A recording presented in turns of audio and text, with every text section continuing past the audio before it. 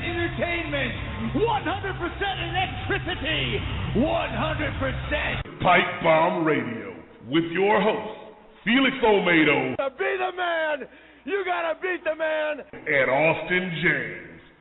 That's the bottom line. From stone to stone. Welcome, everybody, to Tuesday night. Here's that time of the week for Pipebomb Radio. We start a new era tonight. And, of course, I'm joined with Austin and the newest addition to the, how would you call it, Austin? Commentating, the hosting team? I call it maybe the Pipebomb Radio team or the announcing team. I mean, whatever works, it sounds good. Well, why don't you do the introduction to who our newest addition is, as we've already posted it all over social media. Yeah, our newest addition to the Pipebomb Radio team is AJ Trahan. He is a referee for the NWA Elite, and also is going to be getting to the professional wrestling field, as a wrestler soon, right? Maybe. We'll see how things unfold. Cool. Well, tonight we actually welcome a current Ring of Honor star who was also a NFL player, Moose Ojinnaka, which I didn't know right off the bat. I did a little research on him. I was like, wow, okay, this dude definitely got talent. And because I'd never heard of him until now.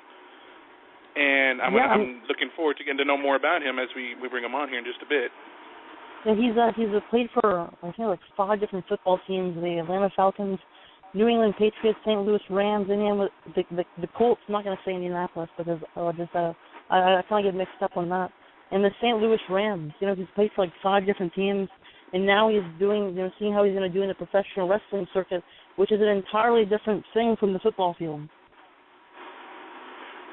So, AJ, do you actually follow Ring of Honor? A little bit. I wouldn't call myself a big fan. It's nothing against them. I just haven't really followed them. Usually we can always get our information as far as Ring of Honor goes from anything that Austin posts on his page. Those who follow him should know that. Definitely. Right. I mean, Ring of Honor is a home for the elite athletes, in this world, and Moose Ojinnaka is no different from anybody else from there. He's gonna take some time to really get his name etched into the Ring of Honor faithful. So I mean, I think tonight's gonna be just such a great show, and seeing his mind, getting into how that football mind is going into professional wrestling to the squared circle. Well, that's what I was wondering myself too. With we've had guys come in from the football world onto the wrestling world, and some made it, some didn't. You think of guys like Goldberg, or even a Kevin Green, or even a Steve McMichael. I mean, they were awesome on the football field and were basically Hall of Famers. Some did have good careers, but not others. Not everybody did. It's interesting to see how these athletes go from one profession to another. The training is so different from each sport. Absolutely. Like Ken Shamrock coming from WWE, UFC. It's amazing to see how they transition and see how they move from one place to another. And that's one of the things that I'm interested in hearing about his journey from NFL to wrestling. Very true. Very true. Shall we go ahead and give him the call? Absolutely. Bring him on. Move. All righty. I'll give him a call now and get this show on the road here, and hopefully I don't get any problems. Hey, Austin? You know me, every time I dial the doggone phone, every time something happens, I'm either putting it in wrong or something. Or you're probably getting a butter painted beforehand. I don't know. I'll be quiet. All right, guys, here we go.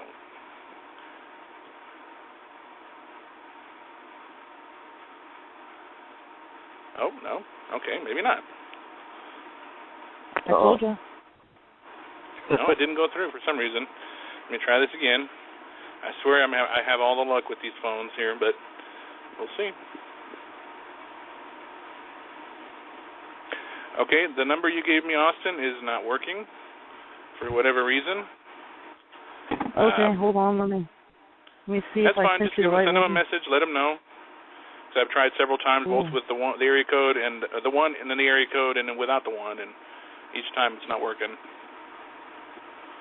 Okay, I'll figure out something. I'm gonna message him right That's now. fine. Okay. In the meantime, what did you guys think of Raw last night? Any comments? I unfortunately had to miss it. I had to work late. Were you able to catch any? Did you record it or DVR it? As a matter of fact, I didn't even think about that. My roommate probably would have tried this. I don't know why I hadn't thought of that. I'm gonna check into it later. But no, I didn't get to catch it. I didn't even think about the DVR. But yeah, I heard it was an explosive night. I of course see Austin's updates on Raw, Instagram, and Facebook. Oh, who doesn't, right? If I want to know anything about the shows, I go look at Austin's page. I got like the heel turn pages, all those pages. I always find out what's going on. Oh my God! It's like, okay, well, we don't know what we're talking about. I mean, we're not watching. We haven't watched Raw, but let's go check Austin's page. I'm like, why? I mean, I should have paid for people to look at my Facebook or something. I mean, I don't know. At least subscribe to me. So, what do you guys think? Do you think that you're going to see Roman Reigns become the world heavyweight champion by let's just say WrestleMania 31? I told you this, Felix. I said this from the beginning. I love Seth Rollins. I love Dean Ambrose, but Roman Reigns was always going to be the breakout star in the Shield. Now, Seth Rollins, we're seeing signs of being a breakout star, and he certainly is. But Roman Reigns is going to be that main eventer, you know, that same level with John Cena and the others, you know. True. I mean, go ahead. I'm sorry. Okay. I just think that, yeah, he's a great star and everything. Don't get me wrong. I love watching Roman Reigns in the ring. It's just usually giving him that big of a push so early hasn't always fanned out better, like, in the long run. That's just my opinion. There's very few that have been able to hold that flame, so to speak. But Roman Reigns being, like, a main event player, definitely going to be in the main event against the big stars like John Cena and everything, because he has it all. I just think he needs to be a little more seasoned until he gets to that point. Now, do you think that maybe Seth Rollins could eventually reach that level of main event star, like a John Cena, like a Randy Orton? Oh, do you think he's a possibility, or would he actually be able to maintain mostly in the mid card? I think he'd eventually be able to reach that level. He just, you know, like he needs to work a little more. But like them giving him the ball and letting him roll with it is a great way of showing off his talents. Same with Roman Reigns and Dean Ambrose. They're all getting a chance to show off their unique talents alone. I mean, we've already seen them like with NXT with Seth Rollins, you know, being so successful in NXT, and it was cool to see how they evolve side of the Shield as opposed to always just being, you know, at the part of the Shield and after the new one. So, I mean, we all saw it coming. It was going to happen eventually, and it's cool to see it all unfold. And what did you guys think? What do you guys think about the idea that well, not even idea really, but I mean, it was announced that Santino Marella has retired from professional wrestling. Yeah. I didn't know what to think about that.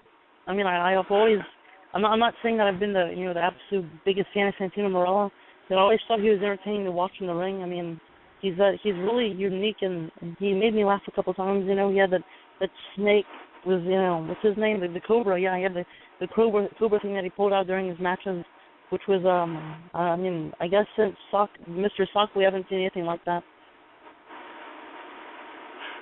You know, as far as the comedy gimmick goes, this guy, I mean, putting the comedy aside, he was an extremely talented fighter.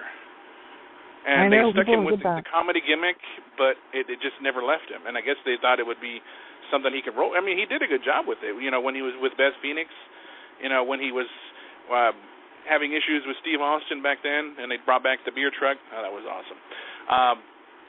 Or when he had a sex change. You don't mean his sister, do you? You weren't a fan of Santino? Oh no, never mind. He didn't have a sex change. It was Santino, right? Yeah, that's his sister. Never mind. Yeah, he tried to play it off like it was his sister, and I remember a point in Raw where he was supposedly having a conversation with her, and they recorded the video and put it on the Titantron, and then, it's not working. Hey. Oh, that was you know what though? I really do think that somebody else should have won the WrestleMania, although they made it entertaining for what they were doing with it, I guess. You know, guys, I'm going to give it a shot here one more time. Well, a couple more times, see if we can get through. Hopefully there's nothing on our end. Maybe Blog Talk's not screwing with us, but we'll see. Here we go. We're going to try it one more time. Okay, that didn't work. Try another way. See if that'll do it.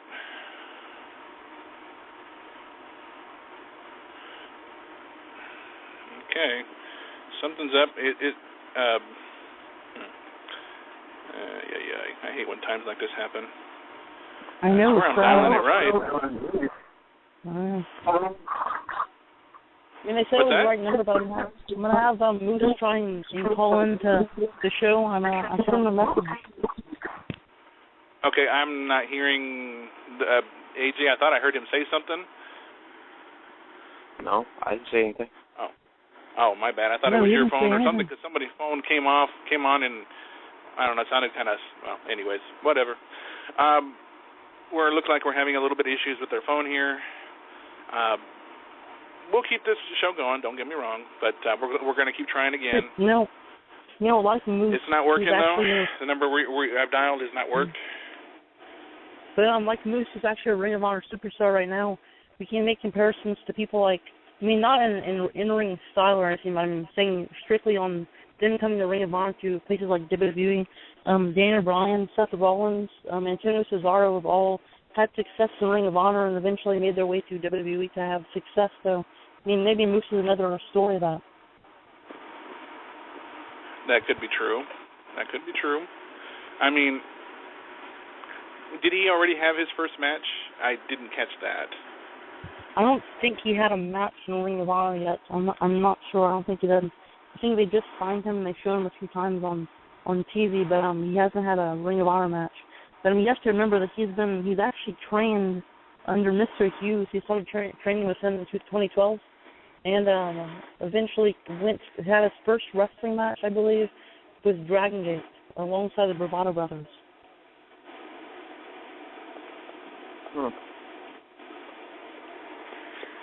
And as far as the Battleground pay-per-view, what are you guys thinking about this pay-per-view coming up? Do you think it's got potential to be a really good one? As the Money in the Bank was definitely an entertaining one. I'm sorry, Adrian. I'm sorry. No, it's okay. I always love the Money in the Bank pay-per-views, and what I don't like about WWE nowadays is that they have pay-per-views based on match types. And they had such innovative names back then, but I do have to say WWE really has picked up on their pay-per-views. Most people don't think so because people are so stuck on the Attitude Era. It's ridiculous. But every single pay-per-view I watch for WWE, every time I go back, it gets better each time. And I think that's great. Pushing the whole Seth Rollins thing, I'm really concerned about how to push that angle and when he's going to cash in. It can be this pay-per-view, next pay-per-view, blah, blah, blah, blah, blah, blah, blah. I don't know. I don't know where I'm really going with this, but I look forward to every pay-per-view I end up watching, and that's one of the beauties of having the network. You watch it all for free. And yes, they got it again for free this week, folks. It worked. All right, we got it. Hey, awesome. Whew, I was getting worried there.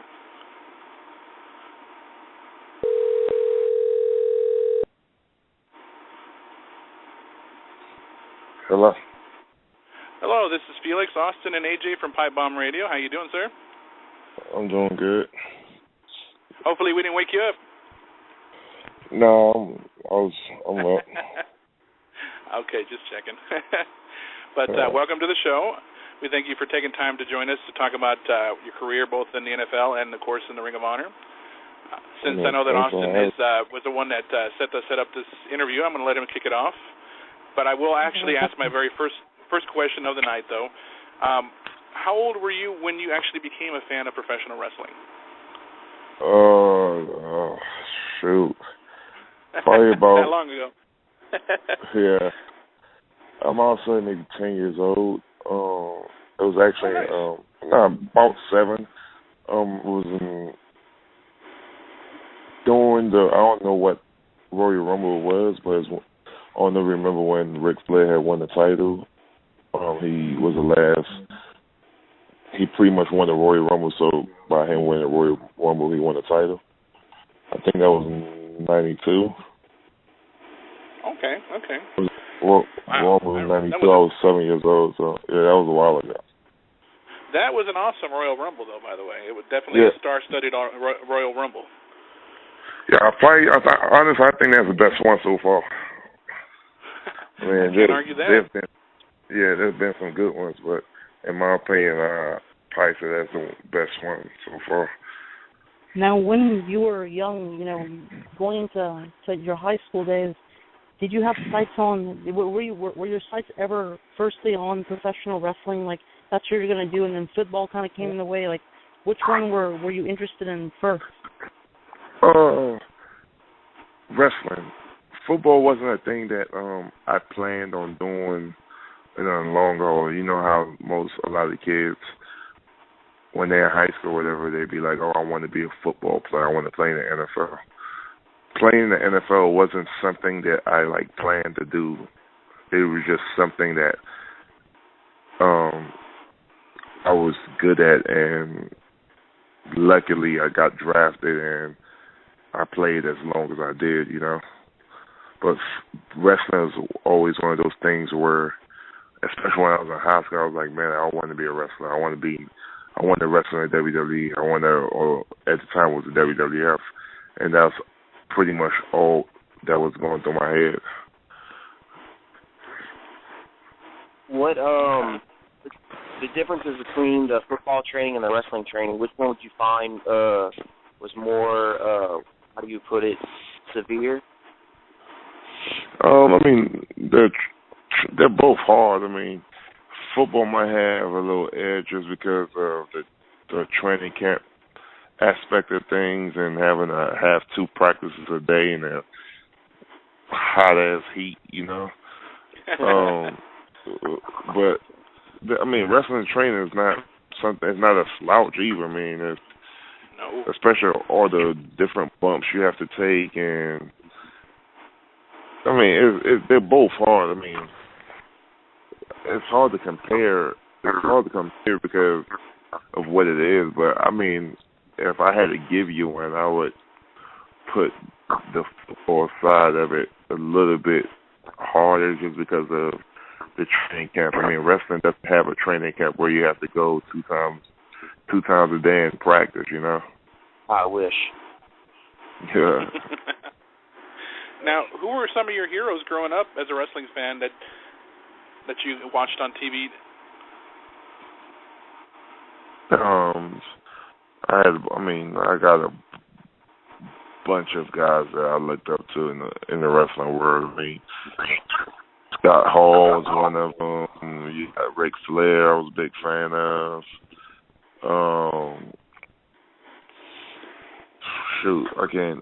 I just had a brain fart right now. I mean, it's so much. I can't. I mean, Brock Lesnar, when he first came out, I'm actually still a big fan of him. You got Dean Malenko in WCW, big fan of. Wow, yeah, that's a good one. Yeah. A lot of people might. This question is asked other people. Nobody ever mentioned this guy's name, but I was a real big fan of him. Sid Vicious. Yeah. Psycho Sid. I was a real big fan of him. I mean, it was just something about him. It's even now when I watch because I have the WWE Network, I watch a lot of matches of his. I mean, just to see, his personality and his character was just amazing to him. Oh yeah. Now you actually started, training in 2012, I believe, and you actually trained under Mr. Hughes. Yeah. Correct. Very true. And I mean, he's a real good trainer. I mean, I could say nothing but good stuff about him. And I believe he was also a football player at one time too, which I think would be made it perfect for you to be training with him. Yeah, I mean, I think he went to Kansas State. And he played football back in the day, and I don't know how far he went, if he went to the NFL. But I do know he has a slight football background. Must have been easier for you to connect with them. What's that? So it must have made it easier for them to connect, being that they had a similar. Yeah, definitely. I mean, they'll always have something good. I mean, there's always something good when you have somebody that you can relate to, In the wrestling business, since we're talking about that, you came obviously from the NFL. How did it come about that you were put in contact with Ring of Honor to maybe work with them, or is that something that you pursued on your own? It was a little bit of both. I mean, the whole Ring of Honor thing, they had a seminar in, I don't know the exact date, but a little bit over a year ago. Or not even a year. Yeah, about a little bit less than a year ago. They had a seminar at the dojo, and my whole intent of doing the seminar was just to learn more about wrestling. And I mean, I didn't take the seminar as me searching for a job or me wanting to get signed. I just did it just to learn. I mean, I was one of those guys who went to a lot of seminars and traveled a lot of places just so I could learn more about the wrestling business. And me going to the seminar, that's all that was for. And I guess I stood out in the seminar. I did pretty well. And once I was there, I mean, I got to meet guys like Jay Lethal, which I was a big fan of with his time when he was in with TNA, I'm sorry. And other guys in the big name guys in the indie scene that I was a fan of, like. Did you get a chance to meet AJ Styles? I've actually met him before. Pretty cool guy. Oh, okay. Yeah, but in the seminar I met the Briscoes, which I was a big fan of, and also met Jay, which I was a big fan of, and it was one of those things where I started after the seminar, which I was told I stood out and I did pretty good on. I started watching more Ring of Honor stuff and recording and watching YouTube videos and Daily Motion videos of some of the talents having matches, and I instantly fell in love with the product. I mean, nice. And after that day, I was like, you know what? I mean, Ring of Honor would be a company I would love to work for, especially with with the kind of product I see they put up, So I started showing my face more in their shows around the Georgia area, which I live in, and started coming to more seminars. And one of those things that I guess they liked me, so one thing led to another, And you were actually with the Ring of Honor fans. I think they're one of the most unique, crowds to be around because they're really into the wrestling side of things. I mean, they're not much about entertainment. I mean, when it comes to I'm talking about how about talking segments and things, they're more about wrestling. And when you see them watching the shows, they're really into it. I mean, more so than I think a lot of crowds in the world. They really like to watch wrestling. But I want to ask you, what consisted of the Ring of Honor seminar tryout? I mean, it's a bunch of stuff. You do a bunch of drills, match-style drills in the ring, and then you do a few promos, and then you run a few matches. I mean, but something more important than actually the drills and the promos, you get to learn from some of the best guys in wrestling, you know, giving you the do's and the don't of the wrestling business. And I mean, if anything, just learning from those guys is enough for anybody to come to those seminars, you know. I mean, that actually, there's another seminar in the end of this month, I think July 25th and 26th in Philly, and any guys that's interested in trying to be a part of Ring of Honor or maybe getting a job, I think it's a smart thing for them to come up and participate in the seminar. I mean, like I said, just other than getting a job, I mean, you get to learn from some of the best guys in the world in wrestling. I mean, the Adam Coles, the Michael Elgins, the Briscoes, Jay Lethal. I mean, it doesn't get better than that, you know. Of everybody in Ring of Honor who you will be working with in the future, who's the name that you would be looking forward to working with pretty soon?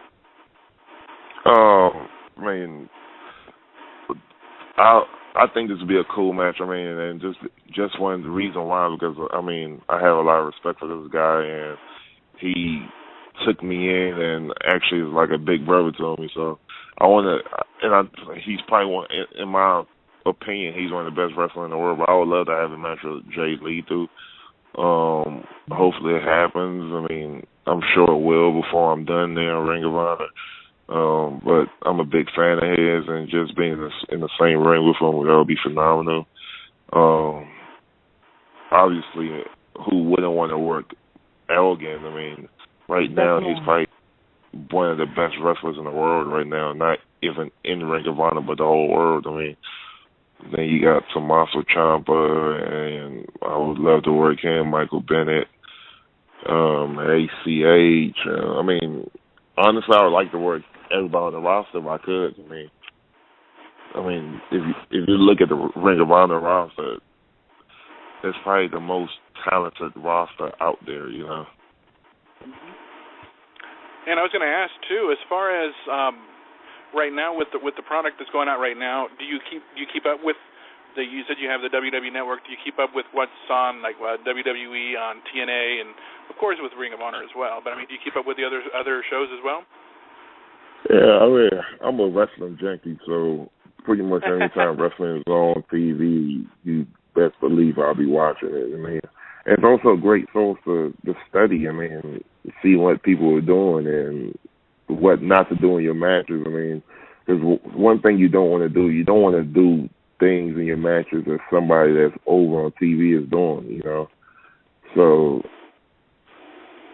I definitely watch it. I mean, honestly, I think I watch it now more for studying purposes more than entertainment, you know.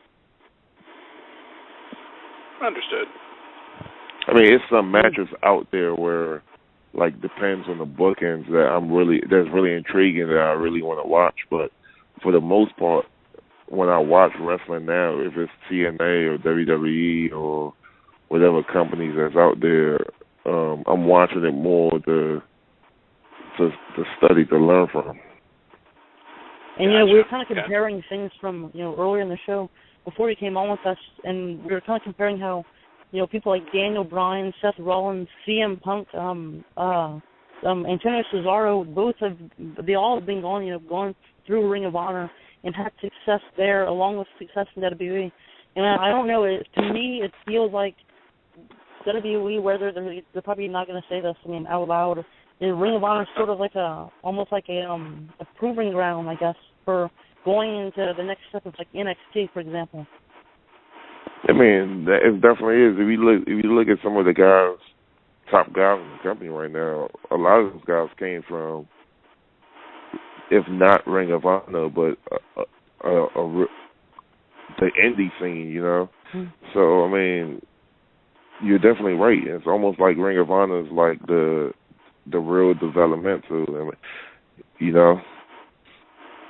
And you guys are having such a great opportunity right now because with Ring of Honor just getting a pay-per-view deal, being on pay-per-view, and having that spot, that is, and I mean, you guys are really blessed to be in that position with a company like Ring of Honor. I mean, that's huge for the independent scene. That's never been done before. I mean, yeah. I mean, the question is, do you really consider Ring of Honor independent scene? Because it's really maybe it's not as big as WWE, but it's a TV company. I mean, they run weekly TV shows, and like you said, we have pay-per-views, so you can't really consider Ring of Honor indie company anymore. I mean, it's an actual promotion, not as big as WWE, but you never know. I mean, one day it might get there. I mean, that's true. Rome wasn't built in one day. I mean, just a month ago we had our first very pay-per-view. I mean, who knows what's going to happen 10 years from now, you know? AJ, you still there? Oh, just making sure. Yeah, I'm still here. Okay. How much of your time is actually spent, like, say, with training and everything? How much is actually spent throughout your day? You're kind of breaking up a little bit there. I didn't hear the first part of the question. How much time do you spend throughout your days, like your free time and whatnot, preparing for the ring and training and whatnot? Oh, man. Honestly, 70% of my daily activity is, I would say, it has something to do with wrestling. If it's not in the gym doing some kind of cardio work or in the gym doing some kind of weight room exercise, it's me at home watching wrestling or just thinking about things to make my matches better in a match. So a big percentage of my time goes into being a better wrestler, being a better worker. So when I'm not spending family, I'm sorry. When I'm not spending time with my girlfriend or spending time with my kid, I'm pretty much doing something wrestling related, which I know a lot of times it sucks. I mean, I don't know if maybe my girl has said it or not, but I mean, I know sometimes her dealing with me, it kind of sucks because I'm so focused on where I want to get compared to where I'm at now. But she understands and she loves me so much, so. Okay, and where can the fans keep up with you as far as your social media? I believe you have a Twitter and a Facebook, is that right? If they can keep up with where you're going to be and your shows and so forth? Pretty much, my girl says this all the time, I'm a social media junkie, so I actually just changed my Instagram handle today. It's now Moose Nation 69, and my Twitter handle is the same exact thing, Moose Nation 69. And on Facebook, I have a fan page, and that's Moose Ojinnaka. I definitely want to wish you the best of luck in the future, because I see you as the type of guy that you are, and being, your height and everything, which means height shouldn't determine how anybody should perform in the ring, but at the same time, it really is a big marking point on especially with WWE and stuff, and I see you going to do some really big things in the future. And thank you so much for coming on tonight. Oh, no problem. Thank you for having me. All right, man. Well, you have yourself a good night. And, again, we thank you for coming on, and we wish you the best. All right. Thank you. Have a good night, guys. All right. Bye-bye. All right. Bye. Well, there you have it, folks. We have Ring of Honor star Moose Ojinnaka. Definitely a fan from way back. I definitely still love that Royal Rumble. Definitely one of my, if not my absolute favorite one. That one and probably 2007. And I'm not going to say why, but if those who've seen 2007 Rumble, they know that's why I liked it. Yeah, and with Moose, it's kind of surprising saying that he actually was more interested in wrestling first than football. I mean, I couldn't even believe that. I believe it now, but I mean, I couldn't really believe that he was interested in pro wrestling before he got into football, because with me before this interview, it kind of sounded like being, especially with me thinking about it. I mean, if you go to football first, you're more interested in football, but he was actually more interested in pro wrestling before football. Yeah, he was saying that football just sort of happened for him, that it was just something he happened to be good at. I'm thinking, are you kidding me? So it's funny. People dedicate their lives to football and trying to get to the NFL, and for somebody like him who just wants to be a wrestler and it just sort of worked out, it's crazy to think about. Very true. Now, as far as next week's show... Austin, are you there? I was saying it's kind of the same thing with Roman Reigns.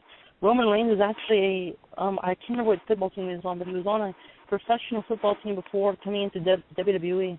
And I'm not sure if he was looking to be a professional wrestler, but I think he kind of, with being a Samoan and being in that wrestling family, it's kind of a thing you have to do. I mean, it's kind of a thing you go on to do. I mean, Roman Reigns is related. His cousin's The Rock, his cousins are the Usos. I mean, he's in a huge family of Samoans.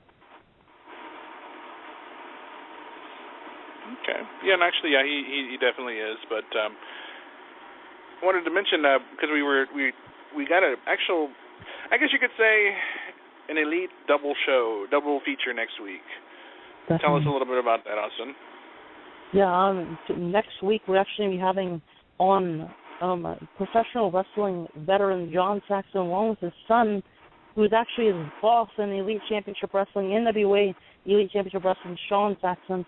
And I think it's going to be so interesting next weekend because it's going to be 5 days before the huge Super Show with Hacksaw Jim Duggan in the big steel cage main event for the Elite Heavyweight Championship between John Saxon versus Sam Sweetan and Andy Dalton. And that's going to be huge. But the thing about what I'm wanting to know is, how does John Saxon feel being in that position, that position where if you're in a triple threat match, you don't have to be pinned in order to lose. I mean, there's 3 people in the match.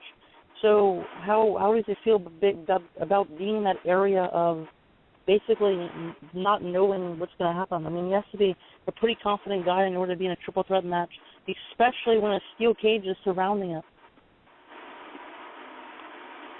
And it's crazy to think about. It's like Elite's first cage match, and this is going to be the first time I've ever seen a cage match up close in person, let alone, be working for that place. And, I know that there's a lot of preparation going on. That's all I can really say right now, because really I don't know the key details either. But there's a lot of preparation going into this match in terms of, the cage and setting up and making sure everything's spot on. So I'm definitely looking forward to the Super Show, not just meeting Hacksaw, but looking forward to the cage match and everything else that we have planned for that day.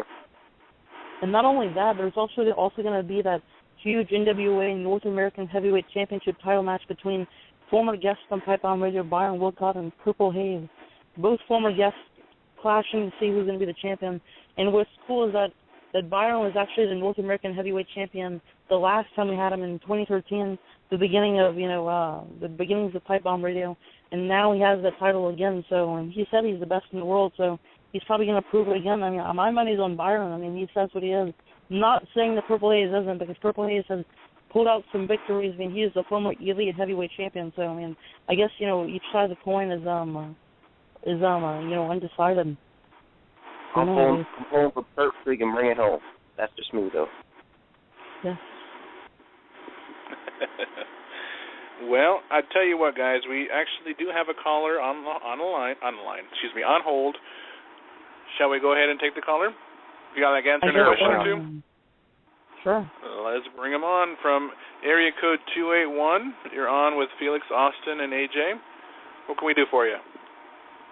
Good evening, guys. This is Chris Gary. Fever Keeps It Real.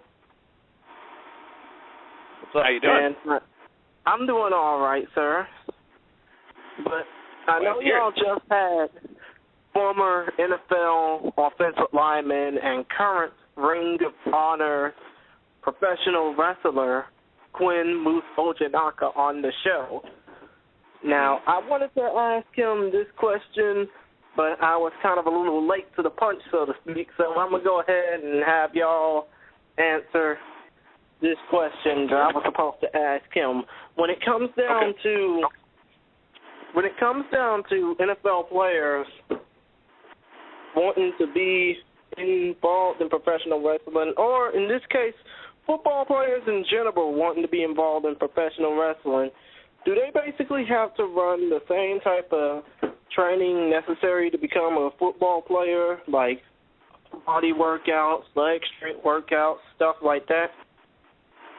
I would have to say the weight workout, the weight lifting and so forth, and the cardio and all that, I would say they would probably be very much similar to what they do in football. The only difference I can see, and you guys can vouch for this for me if I miss something, but the only thing that I see as a big difference really would be the in-ring work as opposed to on the field. That's the biggest difference I see. Everything else could still be pretty much the same. Would you guys agree? I mean, yeah. I'm sorry.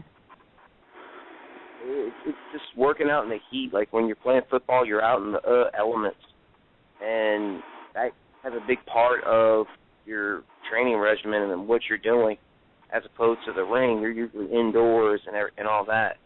But also you're running a lot more whenever you're in football, where every now and then in wrestling, you can take a powder or something like that, kind of catch your breath. In football, you have to go, unless they exchange you out. And I think that's the part where it gets a lot rougher as opposed to being in the ring. That's kind of how he was explaining it earlier, I guess. That's my opinion. And from my side, I think it's kind of there's ups and downs for each football and professional wrestling training. They're two different things, but at the same time they're kind of the same because, I mean, with football, like AJ said, it was go. I mean, they're on the field for at least, I don't know how, I think it's like 3 to 4 hours for a football game. And then with professional wrestling, I think maybe can give the edge to being a little bit harder. There's a lot to think about in one match. I mean, there's a lot of things going through in order to to make a match what it is. And I mean, that's how I think about it. With the wrestling training, there's a lot to learn psychology-wise. The technical things. There's a lot to think, bunch of things that go into making a match and making it look good. Right, and come to think of it, when it comes down to the psychology factor, you don't have to deal with 53 other guys, or in this case, on the playing surface, 11 other guys out there in front of you. Mm-hmm. Right. Unless it's in a battle royal situation. Yeah, that's a very good point. Now, another question I want to try and ask you guys. I know that Lance Storm basically had something to say about TNA returning to the six-sided ring, but I have to ask, is it from a standpoint of you guys covering the sport, do y'all think that a six-sided ring basically applies more pressure to people than a four-sided ring? Think that it gives people more opportunity to work their type of style in the ring? That's a very good question. I always grew up on the four-sided ring. I've even been inside a four-sided ring. The six-sided ring, although I think that's the biggest thing that differs, I guess, puts TNA as an alternative. I mean, wrestling is wrestling no matter which show you're watching. Is still wrestling in general. I think that the biggest thing that separates them, TNA now, from WWE or Ring of Honor would be the six-sided ring. As far as the landing on it and so forth, it still pretty much would be the same, but I don't know. I think that's the best way I can answer that one. Is that's their biggest difference, and I hope that going forward, nothing changes on that aspect. I mean, Austin, you might know more about this than I would. I mean, obviously they're going to keep it from here on out with no sign of it ever really going away again.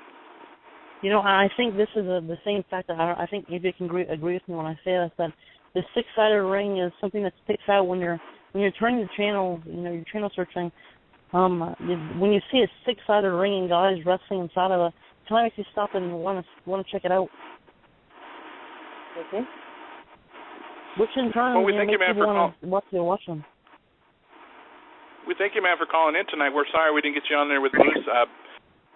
Next time, though, when we do bring him on, when we bring him back again, if you call in, we'll definitely get you back on there with him. It's okay, sir. And one more thing, There's this big event I'm supposed to be involved in. I'm supposed to be involved in covering called Coastal Mania, which is going to be in Galveston, Texas. Oh, yeah. In July the 12th. Mm-hmm. Now, I really don't, my interview style really ain't all that cracked up to be. It ain't like Bob Costas meets Jim Ross or something, but it's a little bit, but it's a little bit to the point where it probably would need some type of work. What would be your thoughts for me to try and, what would be your advice for me to try and work on my interview style a bit more? Maybe even having your own podcast does help, getting practice talking to people in general and maybe working up some questions that you can ask and talk to whoever you bring on. Having a podcast is a great way to better your interviewing skills, whether it be in face-to-face like some shows do, or in our case we do it over the podcast. That would be the best way I would suggest in my aspect, because that's how I got better at it. I started this 3 years ago, and as the years went on, I've gotten better and better at it. And I could say the same thing with Austin. He didn't have any experience coming in, and he got a lot better at it as time went on. And I feel this is my advice for you, not just in talking on the podcast stuff. And I'm thinking about about how it is in your life and in every aspect of it. When saying that. The more comfortable you are, the more comfortable the other person you're talking to will be. And, you're going to die 90 years or however long, I guess God, whoever believes in, gives you. But, I say you have to be as comfortable as you're talking to me.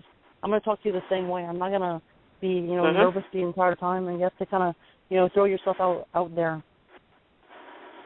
Okay, that's cool.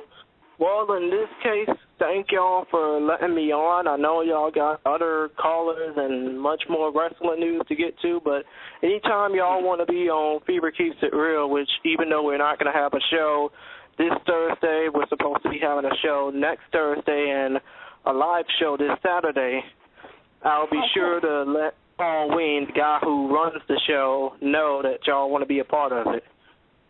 Okay. We'll keep that in mind. Thank you so much for calling in, man. You're welcome, sir. Anytime. Have a good one. Well, there you go. That was fun. Definitely a question for the hosts. I guess they kind of turned the table, so to speak. I like that. It keeps things interesting, I think. And what I didn't know was he was already a host of his own show. And what I was saying, I don't know, I just kind of got silent for a second. Well, what I was saying about the 90 years thing, I always say that, I throw that around as being one of my primary things that kind of carry with everyday life. And if you know that you're going to die 90 years, or you're going to die one day, it kind of makes everything easier, because when you go to the other side, everything, all the fear and embarrassment that you might have had before goes away. So what's the point of, living a life that you're afraid of when you're going to die, man, I'm talking about kind of a morbid way of thinking about things, but that's why I always say, carry every single situation that I go into. Okay. Yeah, I do notice you do ask. It's weird, isn't it? You mentioned that kind of point to a lot of the other guests that come on the show too, and it's a good point. It's better to go out there and experience life rather than wonder what if. Towards the end of your life, like, what if I could have done this, or what if I could have done that, and instead of just getting out there and doing it. But, I agree. That's how I try to look at things. Like, I could have done the wrestling thing a whole lot sooner, but I kind of got stuck in the whole backyard deal. And I don't regret it. It was a good learning experience. It taught me how to work in front of the people, because we used a whole lot. So, like, getting out there is the best way to learn, way to put yourself and put your name. I'm actually following. I'm actually doing this. Talking about. I can't speak for Austin on this, but I have to say, AJ, I could barely hear what you were saying. Your phone was kind of going in and out. I do apologize if you, but I still didn't hear anything you said. I'm sorry. I don't know what's the deal with this phone. Okay, I hear you much better now. Well, nonetheless, did you hear his point, Austin? Yeah, I heard his point. going into it soon, I mean, I guess that you can say that. I mean, nobody really has anything to lose except your life in general. Well, when you're thinking about things, and that's why I always say, man, if you want to do something, do it now because you're not gonna have a lot of time to do it when you're dead. I mean, you know what I'm saying? I think it's morbid ways, for inspiration, but I mean, I guess it works for me. And just to throw out a plug to the Coastal Mania show coming up, we got a lot of former guests that were on the show that are going to be there, and of course some friends of ours that we've made through some of our shows we've done. And those, I mean, by friends, I mean people who have called in to the shows, for the Von Erichs, for Daniel Moody, just to name a few. I mean, they're going to be there. It'd be a lot of fun to go. I really wish that somebody, one of us could go. But I think that's going to be a huge show. It definitely will. But we got a good show coming up next week with two guys that Austin and AJ are very familiar with. I look forward to the interaction on that show. And as far as this coming Thursday night on Nacho Mama's radio show, Oscar welcomes wrestling legend Ivan Koloff. And the man, and Ivan's the man. If nobody knows who Ivan Koloff is, you should. He's the man that defeated Bruno Sammartino in the longest reign of all time, becoming the WWF champion. That's one of the biggest ordeals in wrestling history, and he's going to be on Pipebomb Radio Network, Nacho Mama's radio show this Thursday night. It's going to be great. Not to mention that, but we also will have Q-Ball Carmichael. Oh, yeah. You don't know who that is? Q-Ball. Well, then you know what? You better tune in Thursday night because they're going to keep all that on Nacho Mama's radio show. That's why they call it Nacho Mama's radio show. So definitely Oscar and Mimi and maybe even Sir Mo. But I think that'll about do it for us tonight. Make sure you check our show out next Tuesday night. Job well done tonight, guys. Thank you. Any final thoughts? Any final words you guys want to say before we go? I had a lot of fun, and I appreciated y'all letting me on here, and I look forward to working with y'all in the future. That's all I got to say. All right, Austin, are you done? Are you done with your speech? Yes, I'm done. I have nothing to say to both of you. Okay? What else is new? All right, guys. Well, on behalf... That's the thing, yeah. Oh, well, I didn't think he was... I thought he was done. My bad. Go ahead, Austin. Oh, no, I'm done. Okay, then. Well, on behalf of Austin and AJ and myself and Felix for Pipebomb Radio, signing off here saying keep your feet on the ground and keep reaching for the stars. Good night, everybody. Good night, Austin. Good night, AJ. Night.